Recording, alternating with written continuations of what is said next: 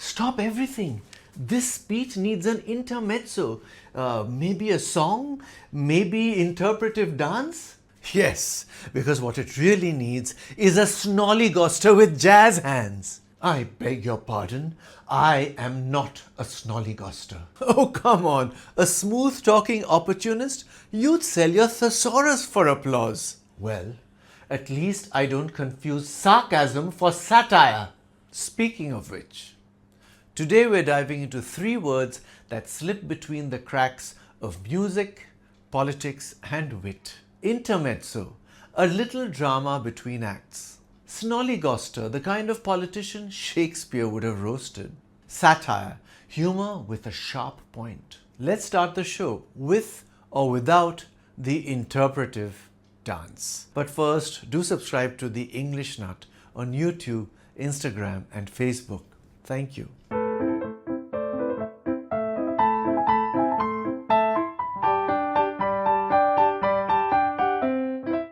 An intermezzo is a short, light piece of music or drama inserted between more serious acts. Think of it as the sorbet between spicy courses, a palate cleanser for your ears and your emotions. In life too, we all need an intermezzo, a coffee break, a puppy video, a scroll through The English Nut. The romantic intermezzo between the tense scenes added warmth to the play. Our weekend getaway was a welcome intermezzo in a month of deadlines. The violinist played a cheerful intermezzo that had the audience smiling. The Italian word intermezzo originates in the Latin word intermedius, meaning intermediate, something that comes in between. From Italian, it entered English in the 18th century, mostly in the context of opera. Over time, it expanded beyond the stage to mean any pleasant pause. I have been an intermezzo in his life. There was no past and no future. This line was spoken by the inimitable Ingrid Bergman in Intermezzo, a Love Story. In this classic film, the young pianist played by Bergman describes herself as merely an intermezzo in a famous violinist's life, acknowledging that their love affair is a fleeting episode with no lasting commitment. This word was suggested by Megha Bhattacharya. Snollygoster, possibly one of the most delightful insults ever coined. A snollygoster is a clever, unscrupulous person, especially a politician, who does whatever it takes to stay in power. Smooth talker, moral gymnast, principles sold separately. Every election season reveals a fresh crop of snollygosters with shiny promises. He wasn't just ambitious, he was a full-blown snollygoster with a 5-step plan to get ahead. Watch out for snollygosters in designer suits.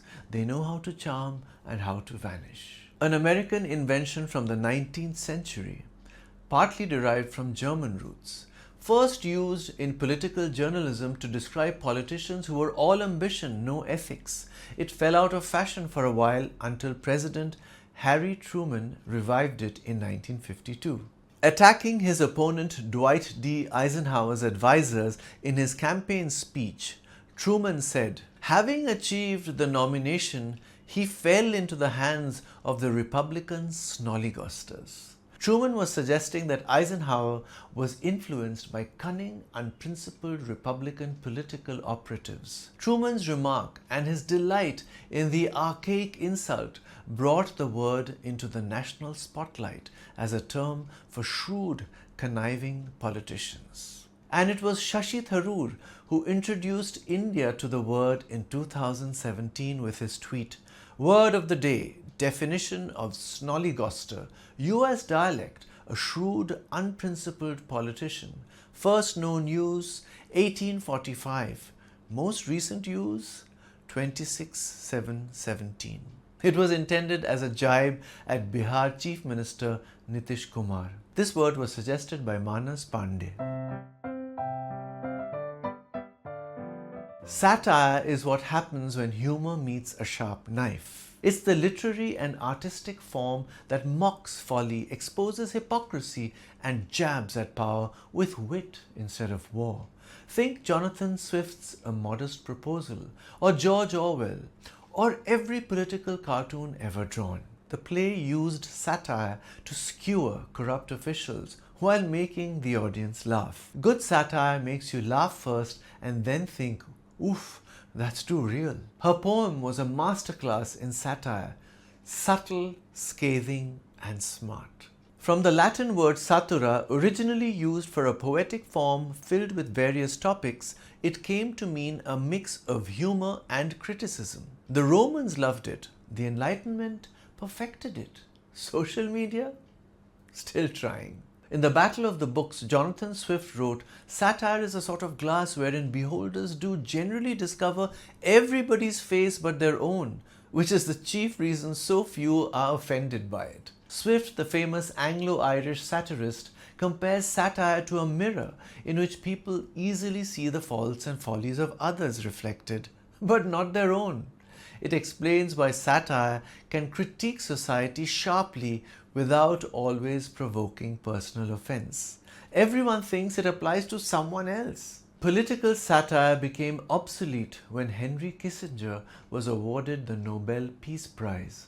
Tom Lehrer, famed for his musical political satire, made this wry remark in the early 1970s after Henry Kissinger, the controversial US diplomat, won the Nobel Peace Prize. Lehrer's hyperbolic joke was that reality had outpaced satire. The idea of a war architect winning a peace prize was so absurd, it killed satire, leaving satirists nothing left to lampoon. This quote, often paraphrased as "when Kissinger won the Nobel Prize, satire died," is frequently cited to express cynicism about politics that defy ironic commentary. Kissinger once said that Indians are a slippery, treacherous people, though I think the description fits him better. And after the Bhopal gas tragedy in 1984, which took thousands of lives, affected more than 100,000 people, and afflicted subsequent generations with birth defects, cancer, and more,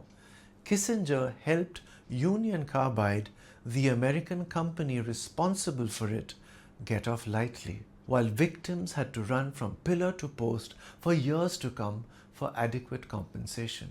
The word satire was suggested by Digvijay Singh. So whether you are pausing for an intermezzo, calling out a snollygoster, or slicing through nonsense with satire, remember, words don't just reflect reality, they give us the tools to reshape it with elegance, with edge, and sometimes with a wink. Let me know your thoughts on this episode in the comments. And do share any words, phrases, or topics you would like to see me cover.